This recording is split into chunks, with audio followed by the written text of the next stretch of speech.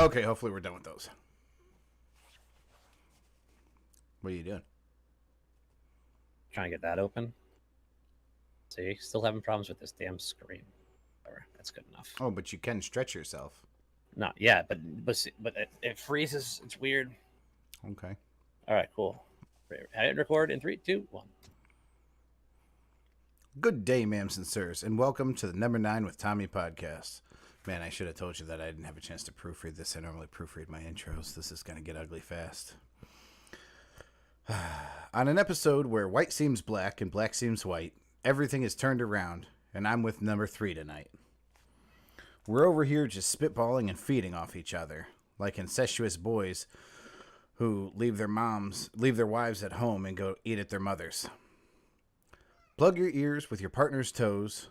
Plug your partner's ass with your unpicked nose. Have you ever had poop smeared on your forehead? If you have, then get into line, because tonight is episode 169. And I'm coming to you live with that bearded gamer, the maimer without a disclaimer, Maceface, the bearer of whole frame spectacles and oversized testicles. The holographic unicorn is presumably in tow, but that's for Mason to find out and you and me to know. The game released his new album and didn't disappoint, baby. Do yourself a favor, go listen to the Black Slim Shady. Number 3, Mason motherfucking Ford. What's been up, man? How are you? Hey, buddy. My camera is immediately frozen. Yeah, I noticed. OBS, you know, I hear him, but he's not moving. I am statuesque. God damn it! At least you're not stuck on like an awful. Oh, there you go. Now you're good. Hey, look! I go. Hey, back. We're holographic okay. unicorn back in the heezy. If I just keep this open, apparently we're fine. But every time I go down, Chunk Dizzle made a what looks like Cartman's scared face, and yeah, I don't. Ariwashi said, "Ew." I assume that's about the peanut butter on the forehead. Yeah, things. I got Tom's two calling cats that me. are about to bang out right now. Tom's calling me. Hold on 1 second, Tom, guys. we're live on the podcast. We can't take phone calls. And Mason's frozen. I think he muted himself to take the phone call from Tom. Show's going great. Good call, guys. This seems like the appropriate time for a cell phone conversation. Oh, well, now we can see Mason talking to Tom on his cell phone. However, we cannot hear anything. It's just it looks like Mason's in either a tanning bed or a Jedi locker room. I can't really tell which one. He's got his Miami Dolphins baseball cap. Got a lot of gray in his beard. This guy's streaking like Will Ferrell at the beginning of Old School. Oh, the holographic unicorn says, how's your night going, Pat? I'm doing well. I'm watching Mason and Tommy have a phone call. Can't hear what's going on, but I'm watching them do it, and that's fun. That's a good time, so I'm enjoying myself. I got my new Number 9 with Tommy hat on. Hot off the presses. Made it myself, actually. Went to the Number 9 armament. Oh, hey, I'm back. Oh, jeez. Welcome to the show, Mason. Hey, look, I got moving body parts now. Oh. Yeah, no, I understand what I did. Tom walked me through it. Yes, there's a lot of gray in the old beardaroo. Yeah, we weren't the hair talking about too, it, man. Don't worry. I muted myself. I didn't deafen. Yeah, right. That's a good point. So 169. Yeah. 169. Let's go. I feel like I got to move this a little bit because. Oh, it's like a fucking horror movie over at Mason's house. He's moving the camera all fucking first person-ishly. Yeah. Okay, that's better. So now I feel like when I'm looking at you, I can actually see the screen. We're going to have a little bit of a different kind of show. The vast majority of the show is going to stick to one topic. Now, I don't want to reveal what that topic is because I want people to figure it out as we go. But there's only one section of the show that's not directly about this topic. Rick B in the house says, oh my God, this has gone to hell. Speaking of things going to hell, Rick B in the house, going to hell. Yeah. So gone to hell. The only thing that's not going to stick with our theme for the night is the Three Finger News. And that's because I found the only thing better than our theme to use for Three Finger News. Chunk Dizzle says, I'm with Rick on this one. Oddly Well, enough, Tom Chunk didn't think Dizzle so many- doesn't have time to do a show, but will sit in the show and do commentary. Well played. Yeah, didn't take all his vacations and didn't ask me, as a favor to come co-host the Number 9 with Tommy podcast. He says, I'm so stressed out about this. Literally everything I do in my personal life is now stressing Tom out, and it's fucking hilarious. There are other things going on right now that have nothing to do with Tom whatsoever, and he is straight fucking bugging, and I fucking love every second of it. To be fair, we have, 4 or 5 episodes under our belt already? Yeah. You and I?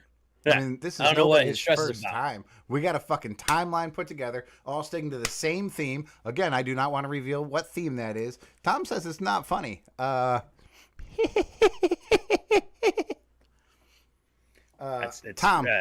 guess what happened? I was talking to Mason about this before we went live. I got the Big Mac pizza. Here. Bam, Big Mac pizza, as usual, from our boys over at Pizza Express in Torrington, Connecticut. Big Mac pizza. What did I do, though, Tom? What did I do? Bam, threw fucking bacon on it. Bacon Big Mac pizza. Run it. It's been amazing so far. They got, mac sauce on that bad boy? Bro, it's fucking, it's Russian dressing, whatever. But yes, it's fucking mac sauce. It's fucking incredible. Mac sauce is key. We had it with Nick from Second Armament. He also loved it. Everybody loves it, except for Tom. I used to put mac sauce. If I went to McDonald's, I'd go to put mac sauce on everything. The special order, put mac sauce on that. Fuck yes. I'm not paying $5 for a Big Mac. Give me a double cheeseburger for $1.60. Charge me 25 cents for mac sauce. Boom, done. Mm-hmm. And you can keep that extra fucking bread. Pieces of shit. You don't need the bread. I don't need the bread. Plus, I get a second slice of cheese on a double cheeseburger. Big Mac's got one slice of cheese. It's just fucking sound strategy, bro. Yo, you could have 2 of what you're talking about. You could do a quadruple burger for less than the price of the Big Mac with your 3 pieces of fucking bread. Second Armament did not like the pickles. He didn't like the type of pickles. He wanted sour pickles and then sweet pickles, or he wanted sweet pickles and then sour pickles. I don't fucking know. He wanted the other type. I'll tell you this. I eat it and it McDonald's tastes like... does have a very special pickle that nothing else compares to. When I bite down into this fucking Big Mac pizza, it's like... It's like what I assume barbecued unicorn would taste like. It's amazing. Careful. Oh, no, yeah, no, not your wife. Oh. Got weird. It got weird. It got weird real fast there, bud. Hey, we got some emails. Well, one rather long email. Let's do it. All right, let's get to it. We actually have 3 emails, but I didn't put them all in because I didn't want to take all the emails, and then not let Tommy have some on the next show. Did I not save it? There we go. Yeah, that's the one. So this is from Dip Dizzy Whizzle. Dip Dizzy Whizzle. Well, there we have it. Number 9ers have been betrayed. Tommy just admitted that the number 9 nerd. That's nerd. I'm like, I don't. He tried it. He did it like third, right? Like 3RD. But now it says Tommy just admitted that the Ninerd instead of Niners are not as important as his new show. I know. I now know how a redheaded stepchild feels. Sorry, Pat. The disappointment runs deep inside.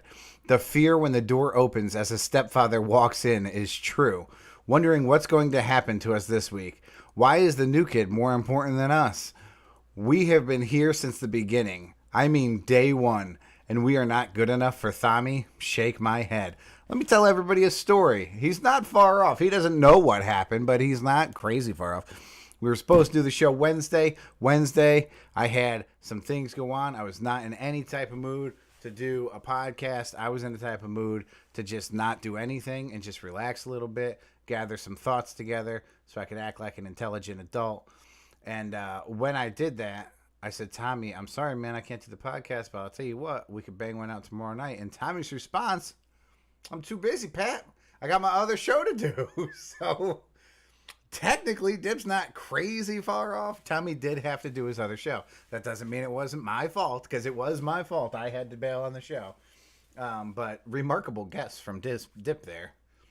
It was my fault that we didn't do the show on Wednesday. I mean, yeah, I'll take a little blame because Tom did text me 5 minutes before the show was supposed to start, asking if I wanted to be, on the show with him, and I didn't have it in the cards to do, unfortunately. But he did try to make it happen. It's just everybody let him down. Story of the life. Everybody's letting Tom down over here. Well, that's our mail time segment. We don't have any music because Tom's out of town. So we're just we're shooting from the hip. Mason, if you want to bring us from mail time into that's meme the mail time. ditty. Memes. Let's do it. The memes. The memes. Dude, I love this guy. I don't know what about him brings me so much pleasure in life. Is this guy's face? So this is a picture of the meme. Is a picture of Tekashi 6ix9ine tatted on his fucking forehead. His right there, pink tie. Looking like it was tied by a blind drunk man, and his very wrinkled white button-up not tucked in to his baggy, skinny blue jeans, wearing a backpack with his hair up in a sumo wrestler bun. And he's apparently on his way to court, and the meme says, "Imagine spending 7 years in college to become a lawyer, and your client shows up to court like this." Tekashi 6ix9ine, king of snitches and assholes. Also, the white shirt doesn't even look like it's appeared to be buttoned properly. Like he missed a button somewhere. Oh my One God, side you're right. is a good 3 inches lower than the other side, so it looks like he's got a cockeyed mismatched button, and the tie is tied like a shoelace. It's just he did a normal like a shoelace tie. You're right. It's the most ridiculous thing I've ever seen in my life. I love it. He's a super big piece of shit. But when you're going in there, and like all they need you to do is literally snitch on everybody you've ever talked to, like what the fuck does it matter what you look like? And I'm sure that's what he was thinking. To be fair, I don't feel bad for his lawyer at all. I'm sure he made a lot of money. I'm sure he did just fine. I did the thing that Tom told me not to do. Nice. All right, this guy has a shocked face, and it says, "When you realize that 6 times 9 plus 6 plus 9 equals 69. 69. I didn't realize that until just now. That's a little fun with math. Little fun with math. Sexual position, formerly known as 69, is now called 96.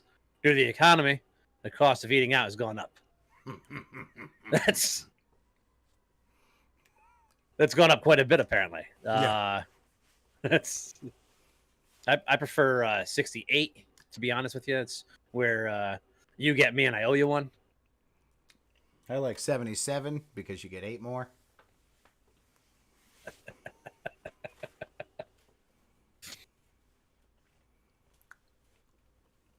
And here's a meme from a picture from, I believe, is Escape to Witch Mountain with The Rock and the young lady in the back seat.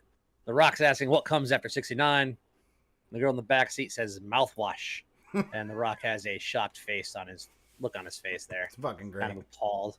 Yeah, that if someone in my back seat said that looked to be the same age as that girl, I would also have that same face. She is quite young looking. What is Escape from Witch Mountain? I believe it was a movie with The Rock in it. Okay. He's done a lot. I don't think the man says no to roles. I think he's just like, it's a movie. I could be in it. Listen, I'll show you my stomach. I'll show you a man that doesn't say no to roles. Oh God. A man that doesn't say no to roles. Let's go with advertised. Oh. No, that was meme time. Meme time.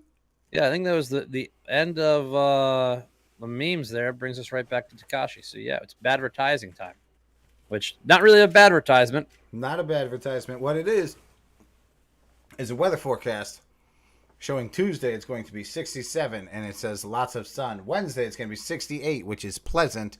And Thursday it's going to be 69 and it just says nice. Nice. Which that fucking whoever put that in is a trooper. Good for you. Mason is carrying this show, says Rick B. I have an electric personality, Rick. You know this. It's bound to happen, you know? He's got a magnetic face, Rick. He's magnetized to dicks. Yes, it's correct. Yeah. I don't think I'm carrying anything, ever. But But it is what it is. In fact, we have a TikTok. Let's go. TikTok.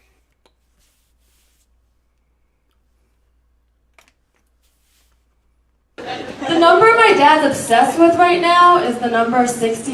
I know what you guys are thinking, but that's not why he likes it. He likes that number because my little brother's biking number was 69. And my little brother passed away a few years ago, and he was 17 years old when he died. But he picked that number because he was a teenage boy. He thought it would be funny. It was very funny, but after he died, my dad saw his jersey and goes, 69. Psalm 69 was the first Bible verse I ever read. It's a sign. So now my dad takes pictures of the number 69 and sends it to my entire family group chat every time he sees it in the world. He sent us a selfie last week from the DC airport in front of his gate. Just his face, the number 69, with the caption, Gate to Heaven. They're fantastic. That's fucking great. The 69, the gate to heaven. For some. Well, If you could stop touching your mouse, that would be great, buddy. My bad. I am controlling your computer from my computer, and it's making it very difficult when your mouse starts ghostwriting. I'm used to having a lot more freedom on this end. Yeah, I'm sure you are. Unicorn says it's something that her father would do, and if you've had the pleasure of meeting her father, I have. And yeah, I agree. It's something that he would do. He is a unique individual, to say the least. To say the least, Patrick. I hear it. Now, you don't have an Am I the Asshole this week. No, but I do have something that requires some feedback. We're requesting feedback about this topic. I think this woman who goes on a wee bit of a rant brings up some fucking valid points, man.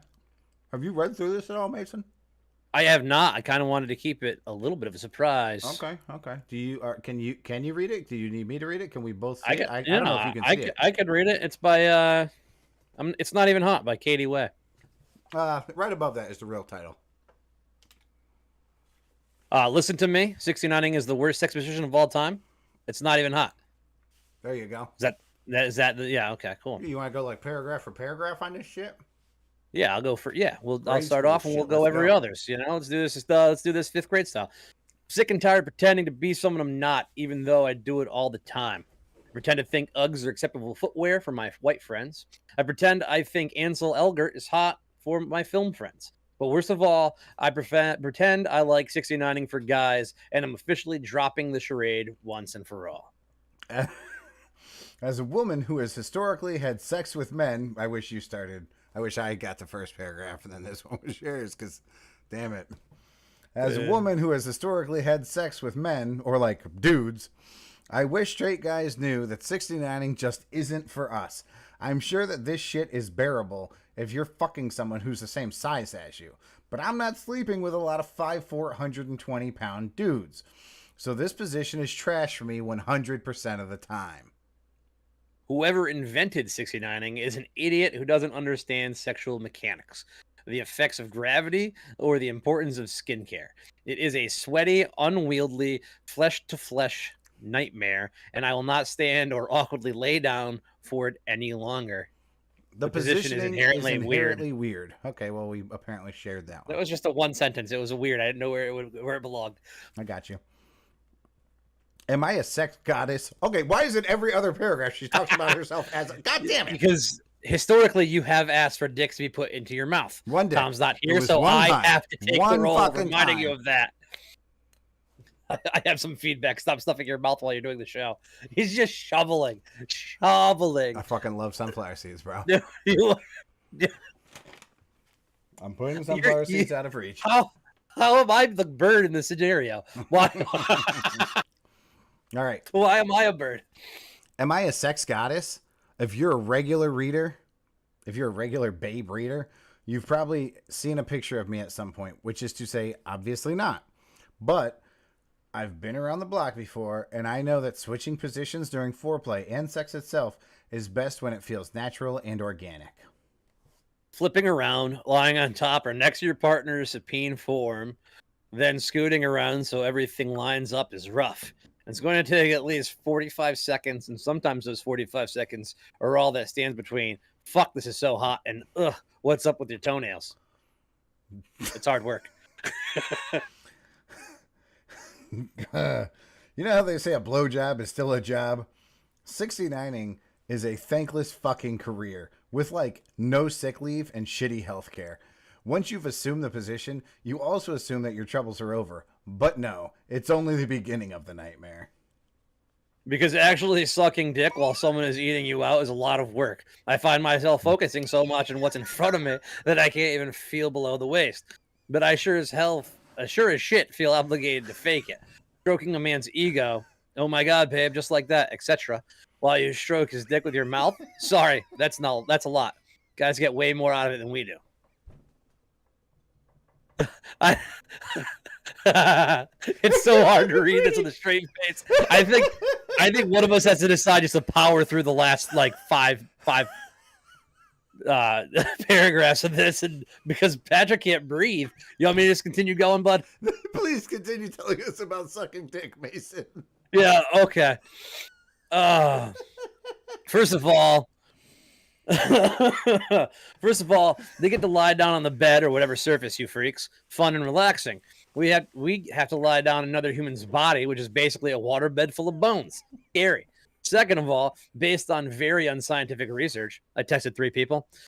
Guys tend to think of 69ing as a blowjob with a bonus, while girls can only enjoy 69ing if they're the partner they love and trust. It's the 3rd Sunday on the month, and there's a blood moon, and a white cat has recently meowed as the clock struck midnight, also known as never.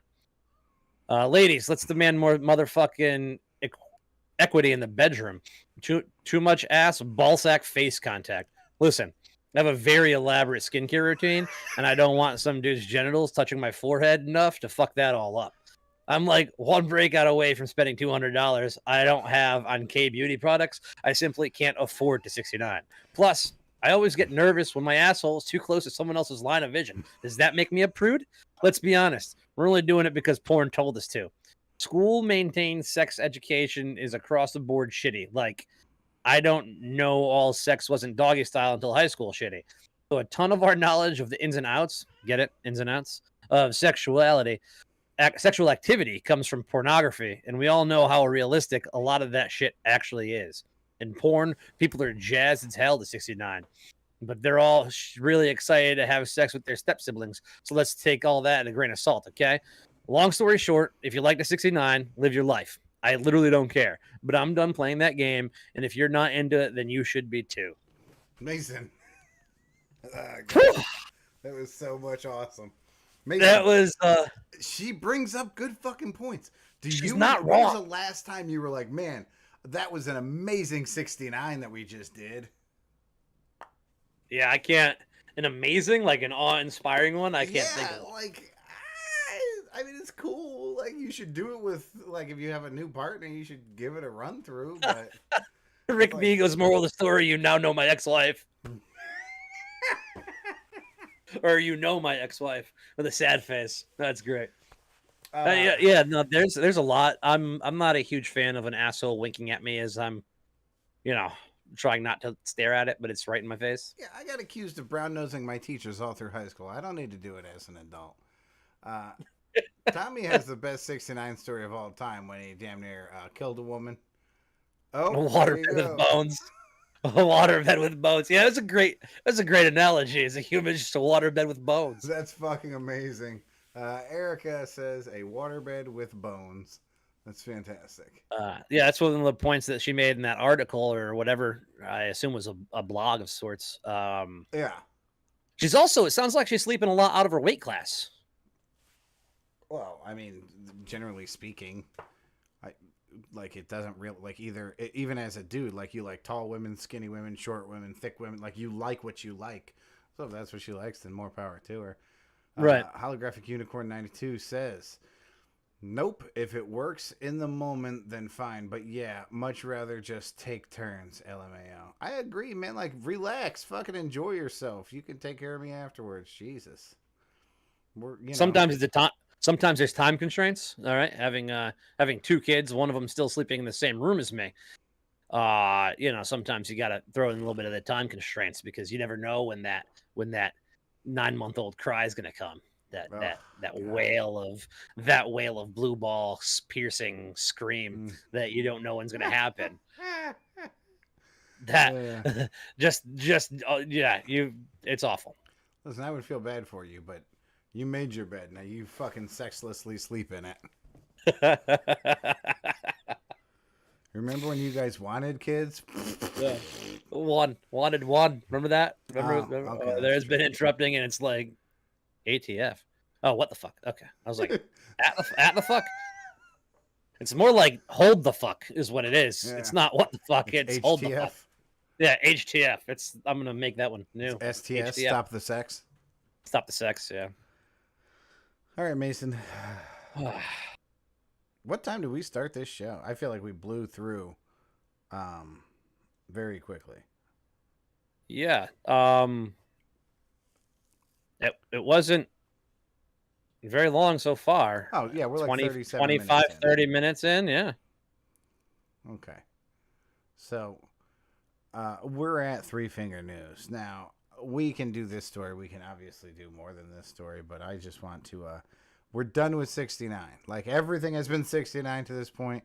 When I started looking for funny news articles that were related to 69, I stumbled on this and I went, well, this could have to do with fucking Tootsie Rolls. This is the story we were doing. Because I was so pleased. After we very recently had an Am I the Asshole? When a gentleman, his wife had made him supper. And he went home to a just made supper. His wife went out of her way to make something that he liked the way that he wanted it made. And when he's about to eat, his mom calls and says, fucking, I have a meal that you like even more cooked in my house. And he drops what he's doing and goes to his mommy's house. Finds out it was a fucking joke. Goes home. His wife had thrown away his dinner. Super pissed off at him. Then he had the balls to get pissed off at her because she was being unreasonable. Did you listen to that episode, Mason? That was last episode, correct? No, that was like several episodes ago. 2 or 3 ago. Yeah, I did listen to it. I don't remember which episode it was. That guy was an immense piece of shit. I agree. I would have driven the opposite direction of my mother's house at any given time. So we're gonna get back onto that channel, that wavelength, that brain activity. I would like to start off by saying there is no relation. You and your mother? No, me and this gentleman in this news article. Oh, okay, good. Okay. Why? I didn't even put that. You didn't realize that? Nope. Oh, okay, cool. You didn't recognize her name either, huh? No, why? Because Kim Kardashian's last name is now West. Oh, that's true. Yeah. I will say this. Not only this article is about two people mainly. Their names are Ben Ford and Kim West. There are articles about Ben Ford that I found, and there are articles about Kim West. All the articles tell the same fucking story, so I just picked one. But this story has been beaten to shit in their hometown with good reason. So here we go. It says, bloke who fell in love with own mum confessed to wifey they have mind-blowing sex. Ben Ford, 32, and his mummy girlfriend, Kim West, 51, were forced into hiding after their affair came to light, with the couple blaming their relationship on genetic sexual attraction. That's an actual thing. GSA, genetic sexual attraction. We'll get into that. No shit. Mason, go ahead. You want to take the next paragraph? No, it's fine. You can keep going. A man adopted at birth confessed to his wife that he was in love with his biological mom and that they had enjoyed mind-blowing sex several times. Ben Ford, 32, and his mom, Kim West, 51, who grew up in London, were forced into hiding after all of this came into light in 2016. The pair from Michigan, U.S., had incredible mind-blowing sex. I love that it just keeps quoting it. After Ben wrote to his mom in search of his biological family. They reunited in 2014, and Ben's wife, Victoria, soon started calling Kim the mummy girlfriend. In a twisted admission, Ben told his wife, "Every time I've had sex with you since I met her, I imagine it's her that I'm kissing. Otherwise, I can't perform." He oh God. Oh, His I'm not- mom has occupied every fucking deposit box in his spank banks. What Whoa. the fuck? He later left his wife for Kim. Although the pair were soon forced into hiding due to Michigan's sex laws. The pair went into hiding after their relationship became public. They could face 15 years in prison and be added to the sex register for life if they're incestuous over their incestuous relationship. Kim fell pregnant with Ben when she was a 19-year-old student in California. She gave up the baby for adoption and returned to the UK. Although the pair were reunited when Ben wrote a letter to her 30 years later. Kim said he expressed a desire to meet her, and she soon started to have sex dreams about her son. When they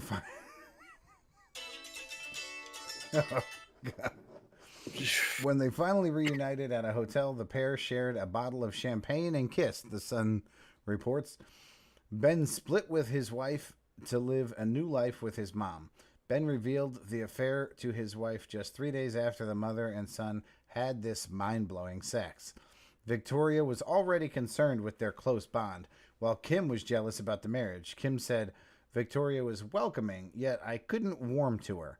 I felt a growing sense of competition, and when Ben touched her, I felt jealous." Oh my God. I became even more aware of the fact that she thought I was spending too much time with Ben. She would constantly call him when we were together. You know, like fucking wives do, you sick freak. Eventually, he admitted she was giving him grief about spending time with me. "She calls you mommy girlfriend," he said. She was spot on. Oh, God. Kim and Ben have blamed their lust for each other on genetic sexual attraction. This is when relatives who are not raised together meet as adults and fancy each other. However, the theory has been dismissed as pseudoscience by experts. Computer coder Ben said he could only think of his mom as a sexual being when they met. Interior designer Kim denied their relationship was incestuous and instead insisted it was genetic sexual attraction. The mom added that she and Ben would not walk away from the once-in-a-lifetime chance at love. The couple went into hiding after their relationship became public, although it is not clear if they are still together. Incest is banned in the UK, and children born as a result of incestuous relationships have a high risk of hereditary genetic conditions, which is why it's tough to find good politicians in West Virginia. Wow, Patrick. Yeah, a lot going on there. A lot. Jesus. Could you imagine Joanne? Nope. Don't finish that sentence. Oh my God. Don't you dare fucking finish it. I will throw up on live stream. Oh man. But here's my thing, and it might be I do love to take the devil advocate side of things. Imagine this, okay? You're a 30-year-old man. You're grocery shopping out at the store, and you run into what I have to assume is an attractive, slightly older woman. Now 49, 30 and 49, that's a bit of a gap, but not crazy of a gap. Yeah, you're hunting for cougars. This guy never met his biological mother. Yeah. The fact that he reached out to her knowing it was his biological mother makes it worse. So but if they met on a random chance and then come to find out, I wouldn't feel as disgusted right now. Sure, well, okay, if that were the case, and once they found out they stopped porking each other, maybe. I mean, good for her. She waited 30 years before she got him back into her. The worst day of my life was when I pushed you out. Get back in here, baby. Yeah, like a meet cute situation. Yeah, absolutely. If it was something like that. What the fuck is a meet cute situation? Yeah, it's just like it was a cute meeting story, but then you find out it's your mother. That's a little bit different. Have I ever told you the story about my sister? No. I know I've teased it a lot because there's a big joke. You know, I'm white trash. I lived in a trailer. That's right. Your sister fucks her cousin or something. I know we wrote it on the whiteboard, but we never actually got the story. Like episode 2, you write it on the whiteboard. Never told the story. Yeah. This seems like the perfect time. I'm ready. So my sister is in the later years of high school. So she's probably 17, 18, somewhere around there. She gets all excited. You know, she has this new boyfriend she wants me to meet. Yeah, we're a close family. This is, you know, meet my boyfriend kind of deal is a big thing. And so she's like, "Oh, let's go. You come over this time. Blah blah blah. Meet my boyfriend because I wasn't living at home." So I pull up and I walk inside and just immediately like I recognize this kid and it's just I'm trying to place it. Like, how do I know this guy? And she's like, "Oh, this is." He goes, "This is my boyfriend, Billy." And I go, "You met his parents yet?" And she goes, "What?" And I go, "Hey, how's your mom?" And I say her name. And he's like, "Well, how do you know that?" And I was like, "Because we're like second cousins. We're like, like, oh man, our family's big, so like we have cousins with different last names that we don't see very often." There's a big family in Connecticut that I'm part of that family, and he's like just one marriage away from being first cousins. Like it was. Is that? Let me ask you. Is the next day the day that your sister figured out she was a lesbian? Because it makes total sense right now. Oh no, this isn't this is the one that's pansexual. I think she's attracted to kitchen appliances. What the hell just happened? Okay. What is? Okay, Mason, for the audience, not for me because I totally know, but for the audience, could you explain what pansexual means? A lot of them are real stupid. I think the true definition of pansexual is someone that doesn't care gender; they're attracted to whoever they're attracted to. Okay. So for number 9, we used to call it bisexual. I think it's similar to bisexual, but they don't care about looks or gender; they just care about love. I call that trisexual. Like, I'm not picky. I'll try anything. You can try anything, yeah. No, but I did when I realized who it was, and she had now realized who it was as well. I go, so how long you been dating? And, fuck that question. How far have you gotten? No. So I go, how long you been dating? And she immediately tears up and says, "Too long. It's been too long." Oh my god! So that was the day I realized that my sister accidentally slept with her cousin. Oh, fuck! I'm so happy you're on this episode. Oh, episode 169, instant classic. The holographic unicorn says, pansexual is when you're attracted to the person, not what's in their pants. Oh, right, yeah. Oh, God. Well, and it also means you're attracted to the person, not their family lineage. Oh my god! Right? So no, it was. And the best part is, no, she moved out of state. She lives in Rhode Island now. She's a couple hours away. We don't see each other very often, but he still goes to a certain bar that because she normally stays pretty close to the family. Yeah, no, but there is he does go to the bar every once in a while that I occasionally go to. So every once in a while I'll be out drinking and I'll see him. I'm like, "Hey, remember that time?" That is so fucking awkward. Did the banjo start playing in the background? I don't know. I haven't learned how to play it yet, so maybe I should start learning how to play it. Mason, yeah. You introduced me to a guy a long time ago. Anybody listening, go check out Amigo the Devil. Mason, how much do you listen to Amigo the Devil? Every song I think I've listened to at least once or twice, 100 times each, probably. I love them. I constantly look to see if they're coming around because I don't care what day of the week it is, what time of the day it is. I'm at that show if they come to Connecticut. Our buddy Lush said it's one dude. He does all the music. So yeah, very similar to like the Smashing Pumpkins. All the recordings is him. Okay. But he does have a tour band. I don't know. I didn't know that about the Smashing Pumpkins. Also, you're teaching me a lot about the Smashing Cousins that I didn't know. Oh my god! What the fuck? They actually, Amigo the Devil does that's the Dead South. The Dead South sings a song called Banjo Odyssey, and it's about him falling in love with his cousin. Okay, I asked Amigo the Devil. I don't know his story or if any of his music is real, but he has a fucking song Man, it's 1 minute for every drop, or 1 hour for every drop. Do you know the song that I'm talking about? I don't. I think that he implies in the song, and okay, anybody listening, Amigo the Devil is one of the darkest motherfuckers I've ever heard. He's a twisted. He's a twisted. I love it. He has a song called Perfect Wife, where every time his wife does something that bothers him, he mutilates her to basically make her the perfect woman. And it is disgusting, but it's crazy. You can't stop listening to it. It's like people who hate Howard Stern, like they have to listen to what's going to happen next. Drop for every hour. Drop for every hour. Mason, I'm pretty sure, and I can't quite place it, but I think that the song is about his daughter is cheated on by her husband, and she kills herself. And what he's saying is that he's going to watch this guy bleed out. And he says, I never knew hate until I read that letter. And he's talking about the letter from the husband. Oh, yeah, that's exactly what it is. It was his daughter committed suicide, or someone that he loved committed suicide because of...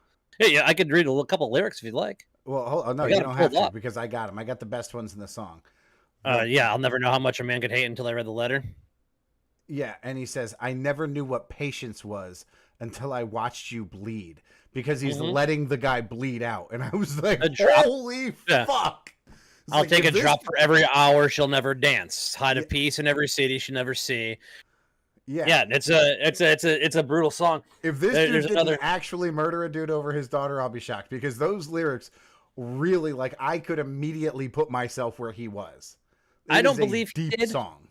He has a lot of deep songs. He has a song about that he was so in love with someone that didn't love him back that he killed her and like killed himself laying in bed together so they would be in bed forever together. Yeah. He has, I fucking love the song where he's singing about how much he loves the woman, and he says he has nothing against him, but he hopes her husband dies. Yeah, I hope your husband dies. Good song. It's so fucked up. If you like them, you should check out Grandpa's Cough Medicine. Okay. It's another folky, bluegrass folky kind of thing. But I mean, one of their biggest hits was Shotgun Crescendo, which basically like his wife left him for a guy and now he wants to kill him, and this is all the different ways he wants to do it. Yeah, I'm in. Pretty good. I think it was Perfect Wife that I showed you. I think it was the song that I like introduced. Yeah, Perfect Wife was how you got me onto Amigo the Devil. Speaking of, Mason, you should give this a... Do you remember the Coreys, Corey Haim and Corey Feldman?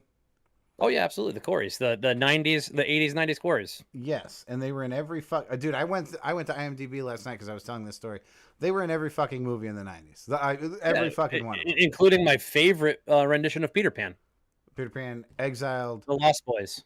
Yeah. That was the Lost Boys joke, because my mother thought that was a Peter Pan movie when I was a kid, and she put that on, and then it was vampires and terrifying to like an 8-year-old kid. Like, this is about Peter Pan. It's the Lost Boys. Yep. No, they were in Lost Boys with Kiefer Sutherland. They were in Exiled. They were in fucking Tales from the Crypt. They were in. Wasn't one of the Coreys in Lost Boys? They were in. Yeah, they were in the Lost Boys. Both of them. Okay. Yeah. The Frog Brothers. Yeah, that's right. Or one of them's the Frog Brother, and the other one's the main character. They were in Stand By Me. Either one or both of them were in fucking everything you've ever seen. So Corey Feldman went on to have a music career. I don't know if you knew that. I did not know that. It's I know what I'm doing tonight now. It's by far the worst music I've ever heard in my life, and I've heard some real fucking doozies. Here's the thing. If you remember, in the 90s, the Coreys ran into a little issue when Corey Feldman came out that Michael Jackson had touched him. That was the beginning of the Michael Jackson stuff. Wow, I didn't know that. Well, with that knowledge, go listen to Corey Feldman's 2022 hit. That's right. He's still making fucking music. The Feld is back? He never left, bro. He's got albums constantly. Listen to Comeback King. First off, you can't have a comeback if you're never a fucking thing. I want to start there. Nobody knew that you existed as a musician. But second, the dude is legitimately trying to do like a Michael Jackson impression, and he doesn't see the irony in it. Like, he wants to be Michael Jackson, but he has accused Michael Jackson of the worst things imaginable. It's fucking crazy. I have to look into that. I can't wait to get this text message that you sent me. Comeback King 2022. He's got a song with Snoop Dogg. Fucking Snoop Dogg. Snoop Dogg's everywhere. Snoop Dogg's in a new movie with Jamie Foxx that just came out on Netflix like 2 days ago. Like Snoop Dogg is of Snoop Dogg always like with his arms around Martha Stewart, just chilling. It's the weirdest. They're best friends. They have a TV show. It's super fucking weird. I think their TV shows like they get high and they cook things. I think that it's because Martha Stewart could have like turned state's evidence on a bunch of people and kept out of prison, and she was like, nah, because I'm about to be fucking real as shit. And I just want to let you know that went to jail, did her time, got out, and now Snoop Dogg's like, I co-signed that bitch. I just want to let you know, if you ever see a picture of Snoop Dogg and Martha Stewart together, remember, only one of them's a convicted felon. Oh, that's fucking great. And it's not Snoop. No.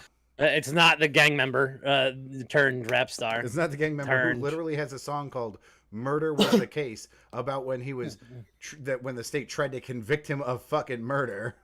Yeah. Did you remember when he changed his name to Snoop Lion for a while? I do. Yeah. Yeah, he was like, I'm going to be a reggae star now. I'm just Snoop Lion instead of Snoop Dogg. Yeah, as far as Snoop Dogg's concerned, Doggy Style was a great album. And then Chronic 2001, he was good. And that's Snoop's entire career for me. That's all of it right there. He was on a couple different with Eminem, and they were okay. Yeah, Chronic 2001 is actually a Dre album. Like, it's not even a Snoop album. There was the one that he did with Exhibit I liked. Yeah, those guys had a fucking dynamite run in the early 2000s, all of them. Yeah, all of them did, except for 50. I never liked 50 Cent's music. Oh my god, 50 is one of my favorites of all time. I still fucking when I hear 50, I can't not listen. If it's 50 by himself, it's okay. Yeah. But like if you put 50, there is an album. I want to say it was Eminem's album, but it may have been D12's album, where 50 was on one of the songs. And everybody's got like this beat going, and it's like a real nice fast beat. And then 50 gets on, and he's like slows it down like tenfold just for his part because he's not a fast rapper. I know at all. Like he's a very slow. There are two songs that have like Eminem, Obi Trice, 50 Cent, and then one of them has Stat Quo. It's one of Real those Names, two No songs Gimmicks that you're talking about. Yeah, it was on Curtain Call, I think. Curtain Call. It was the one where they. I don't know. It was the one where they're talking about how the club was getting shot up and everybody was there. One Shot, Two 50, Shot is the song you're talking about. Yeah, that's not, no, there's no 50. I don't think 50's on that one. No, it's on that same album as One Shot, Two Shot, and it's like everybody's going like this real nice flow, and then 50 gets on. And it's just like, well, that died. That's cute. Yeah. In really his element, doing his thing. As soon as he started taking people to the candy shop, that was a problem. But 50 Cent, like a Baltimore Love Thing, is an incredibly well-written song. The entire first couple albums that 50 put out, other than, I'm not a big G-Unit guy. Like, I did not really like Young Buck and Yayo. Just didn't do anything for me. Tony didn't do anything for you, huh? Some of their stuff was okay. But speaking of, if you want to hear 50 Cent, Young Buck, and Tony Yayo get shit on, go listen to 300 Bars by The Game. And when you're done with that, head on over to The Game's new album and listen to the Black Slim Shady, because for 10.5 minutes, this man welcomes Eminem back into the rap world, where Eminem will have to dissect and eat apart The Game, one little itty bitty lyric over the last 30 years. Oh, is there going to be another? Is there going to be another beef? Eminem has no choice but to go. What Eminem's about to do to Game is going to make MGK look like he had the day off. Oh man, I love a good. That's always been my favorite thing in rap is the beast. I'll give you a couple little tidbits. Metal. At one point, Game kidnaps Haley, and she yells, "Dad, I'm scared." Oh yeah, no, M's gonna Marshall might come out for this one. Yep, and then several times he talks about how he's just like lives in his little bubble, and he never leaves the studio, and he never leaves his house. So that's gonna be a large portion of M's return. But he also, this song is structured around an Uber ride. So at the beginning of the song, Matthew, which is Stan's little brother, you autographed your starter cap, starter little cap. brother thing. Yeah. So Matthew calls his grandma and he's like, "Hey, I'm almost done. I have one more fare. It's right by 8 Mile." And so Matthew goes to pick up Game, and Game gets in the car, and he's like, dude, that's a tight-ass starter cap. Let me see that thing. And he's like, it's actually, my brother gave it to me before he died, but it's my favorite hat. And he takes it, and he's like, damn, it's autographed. Who signed the hat? And he's like, oh, Eminem. He used to be like this rap god, but like, I don't like any of his new stuff. Oof. And so Game basically, like, the idea is that Game then goes on to kill Matthew so that nobody's in line to kill Eminem. Like, it's just Game coming for Eminem. Because Matthew had a song on the Marshall Mathers LP too, where Matthew was stalking Eminem and wanted to kill him. So now Game has no competition.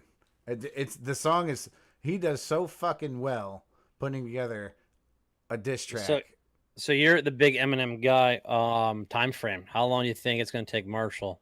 I'll be shocked if it's not out in a week. If it's not out in a week, and I will be very, very surprised. And I do. I think beef songs are like if Metallica came out with a beef track to Megadeth in the rock world, like I don't care what genre it is. I think like those beef are just are like the greatest things that could possibly happen to music. Yeah, absolutely. Because you have calling someone a whole out history of very, very specific. You know, like these guys are talking about specific things. Game goes into detail about how he was in the recording studio with Eminem, and Eminem wouldn't just go walk 8 Mile with him because he wanted to record. And he was like, dude, you're such a fucking dork that you won't leave the recording studio to walk through your hometown to show me where you're from. Like, that's how fucking nerdy you are. And he just keeps fucking hammering on it. It's good. It's not nearly as good as 300 Bars. 300 Bars is the best diss track ever made. Ooh, I don't know. It's better than No Vaseline. No Vaseline is the second best. Is it better than Checkmate? Yeah. 300. Checkmate. Have you heard 300 Bars? I have, yeah. But Checkmate, I mean, Jadakiss destroyed 50 Cent using 50 Cent's beat. Yeah, 300 Bars, he uses like 6 50 Cent beats. Yeah, that's true. That's No, another game, too, isn't it? 300 Bars is better than... man, I mean, 300 Bars is the game as well? Yeah, 300 Bars is the game. Is the game just coming after everybody until someone comes back at him? No, 300 Bars is old. 300 Bars is when the game had the falling out with 50. He went after 50, Olivia, Young Buck, Yayo, pretty much everybody except for Eminem. He was always smart enough not to go after Eminem until now. Well, I mean, when was the last time you heard someone say the game? When was the last time you heard someone talk about the game? Right, and yeah, this is his way to catapult himself into relevance. For the record, the new Game album, fucking fire. It's as far as I have gotten through it, and it came out Friday. I had a lot of driving to do Friday. It's like 400 songs long, so I didn't get through it. But every fucking song has been good so far, except Kanye West's verse in the second track on the album. It's super weird because he's like talking about what a good husband he is, what a good father he is, because instead of letting his kids be raised without him, he bought the house next door to Kim. And like, it's super weird that the way he sees it in his head is he's the hero in the story, not a crazy stalker. That dude is so whacked out. Yeah, dude, it's fucking he hasn't weird. made a good song since Jesus Walks. It's worth listening to because his view is so off kilter. Kanye, or what's it, Ye now? Is it just Ye? He just changed his name? Yeah, I don't have a fucking clue. Pete Davidson got dumped by Kim Kardashian recently, and I'm sure that he will have an album out in no time. Kanye. If Pete Davidson doesn't do a Kanye diss track, well, I don't know if Pete Davidson makes music, but I mean, he doesn't. But he should come out with a Kanye diss track. He could easily do a song with Lonely Island, a diss track.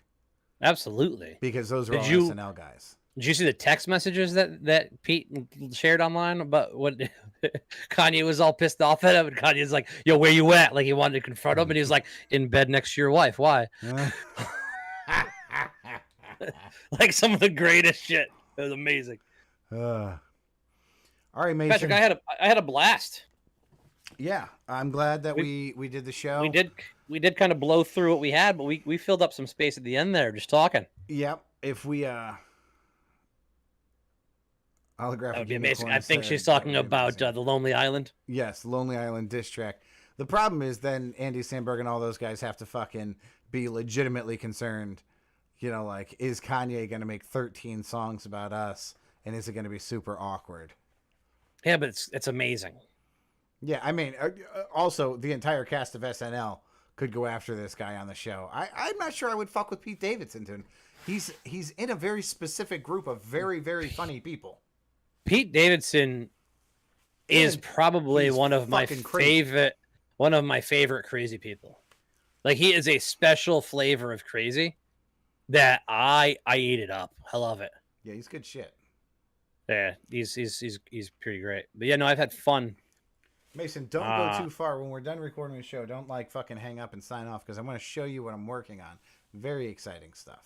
Okay. Oh, what is anything that we've been talking about, been working on too? We gonna start rolling on some things? No, but I did a lot of cleaning over a couple weekends ago. I went through some files, if you will, and I have a lot of good information that will be used in the upcoming series. And all I would have to do is really put it in chronological order and go from there. We'll have to get Mr. Tony in here to do some of it, because there are some stories that his perspective would be intriguing to hear.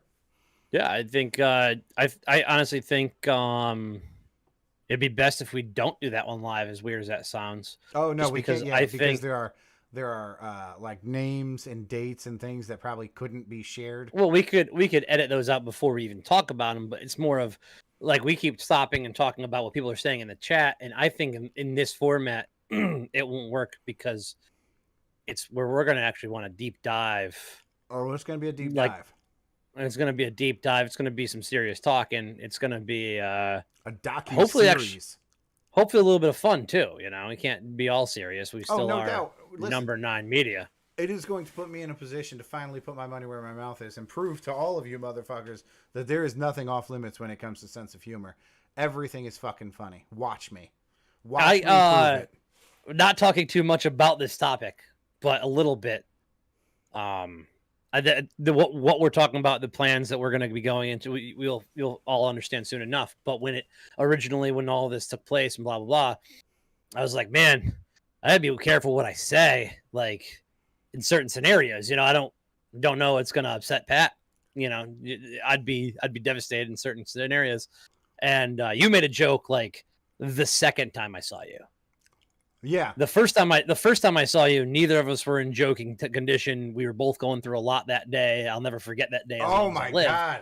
What a that day, rotten conversation. That day on history was probably the worst conversation. Well, one of the worst conversations that has ever taken place. But the next time I saw you, the very next time, I think it was only like a day or two later. Yeah.